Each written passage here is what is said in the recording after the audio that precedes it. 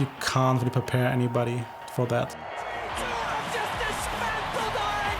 You can make sure they understand that you're gonna be afraid of making mistakes. But I think stepping in front of an audience, especially live for the first time, is something that you can't be prepared for.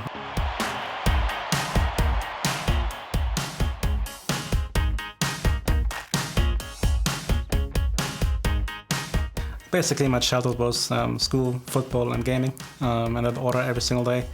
I played until the A-Jugend, it's called, in the Landesliga.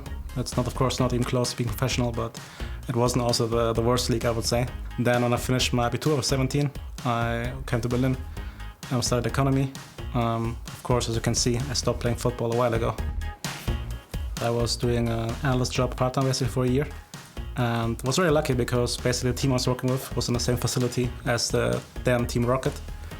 And they fired the coach, and of course I was very confident in my ability. I knew the manager back then, and then he offered me the job. Here we are, 6 years later.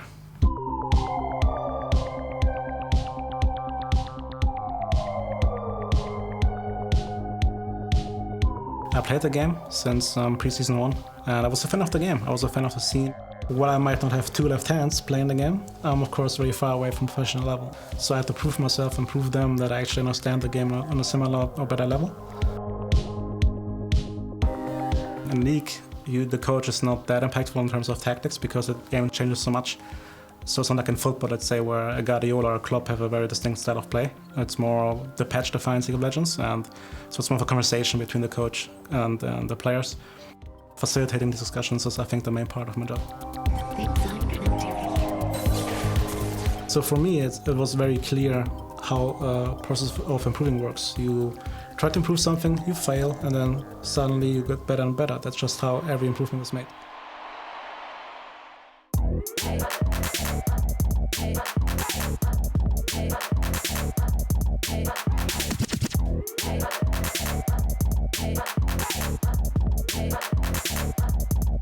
Sonograve comes out, caps with a shockwave, managed to find the mark. Ripper going in for the 2v1 trade here, does have a heartbreaker, can use that. So League in a way is, I think, the best example of a game that's easy to learn, but really hard to master. Get one in response, but Jankos now with the red buff and with a Rakan to boot. League changes every 2 weeks.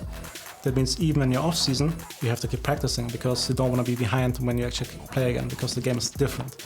There's a new champion, there's a different balance in the game, and you need to be on top. That means players in League of Legends never really have downtime if they want to be the best. Of course, the game is a numbers game, it's math. It's understanding how much damage can a certain champion do. Anyway, Moonlight Vigil! Whoa, the Infernum damage does a huge amount! How much time do you take from point A to B? That means in the game you're always aware, okay, I have 10 seconds time now to do this action. If I take 11 seconds, they're there and they can punish me for it. So there are many very minuscule details. And then when a patch comes in, suddenly you just see a champion suddenly gets 5 more movement speed, which is a very minuscule buff, but you see in the game it has an insane impact.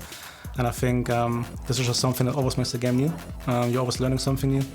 And you can still, because the game mechanics stay the same, apply what you learned 5 years ago in a new situation. I think that's just a beautiful way of designing a game.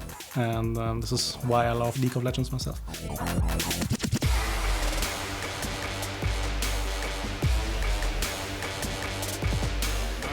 G2 Esports, in commanding fashion, will take game 1. My top laner, my position is called Martin Hansen. His name is Wonder. Oh my God! And this is why he's considered one of the best top laners in Europe. He's from Denmark, and he's the typical Scandinavian person. He's very calm. You can't really rock him. And if he speaks up, then you suddenly know, okay, this is important, because usually he wouldn't say anything. Next one is Marcin Jankowski, also called Jankos in game. He's from Poland, and he's the clown of the team. He's the life. He makes the jokes, he's very loud, he's very obnoxious to me as well. It's really important for the team atmosphere because I think he's the only one who's actually able to change the mood in the team actively, whereas others get affected by that mood. He's the emotional anchor of the team. Our mid laner is Rasmus Winter, also called Grabbz. He's just so lovable, he's just pure as a kid. He really has this joy in life still. But he's also the playmaker in the team, the most creative one. So if we're in a bad situation, he is most likely to find something creative to come out of it. Next up is Martin Larsen, also called Reckless. I cannot believe it, the pentakill for Reckless. He is back. Our new acquisition came from our biggest rival. He was playing there for, I think, 7 years, came to us. Very stable, does the job correctly, never does mistakes. I think the most mature on the team. And then we have Michael Mele. He's playing the support role, that means he's there to make Reckless shine. He's very aggressive in the game. That means if you want to start a fight, then usually he's the guy who will initiate that fight for us. I think the group so far is something extraordinary because everybody in the role is a superstar. By default, we have a team with no egos though. So even though everybody knows they're the best in the role, probably in Europe, nobody takes it out on others.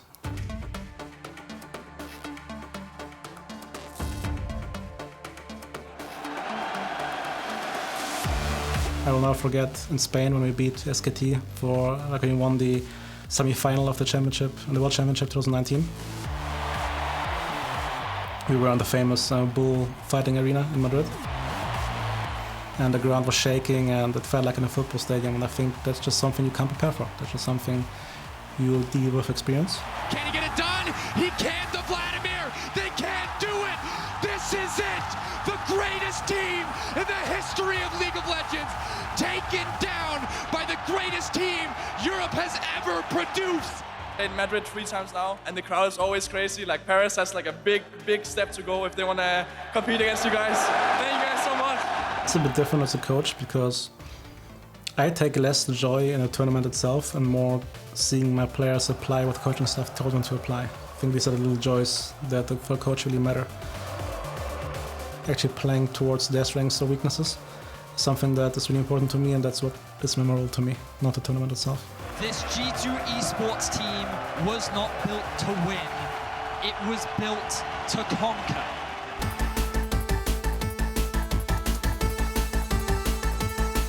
Hey, Grabbz! Players are very young. That means usually also that they don't enjoy sitting down and listening. They want to do something, they want to be active, they want to learn something themselves. So holding them down and making sure that they do their basics sometimes can be really exhausting and very challenging. I'm still here, you can carry on. Martin, please, the farts are one thing, but at least mute yourself if you go to the bathroom. Shut up, Grabbz! Hey guys, welcome back to another Martin update. We have Martin Hansen, Wanderer, we have Martin Larsen, Reckless, and we have Marcin Jankos, so that means we have already a few people who are called Martin.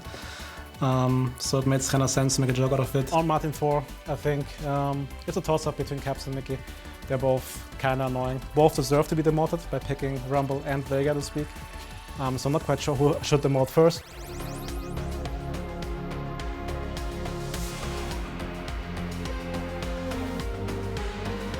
I played in Germany football, so I knew if the coach tells me jump, you don't ask why, you ask how often and how high you want me to jump. So I came into esports and when I tried to approach it, didn't work out because the players are more sensitive. So that's where I think the coaches come in the most.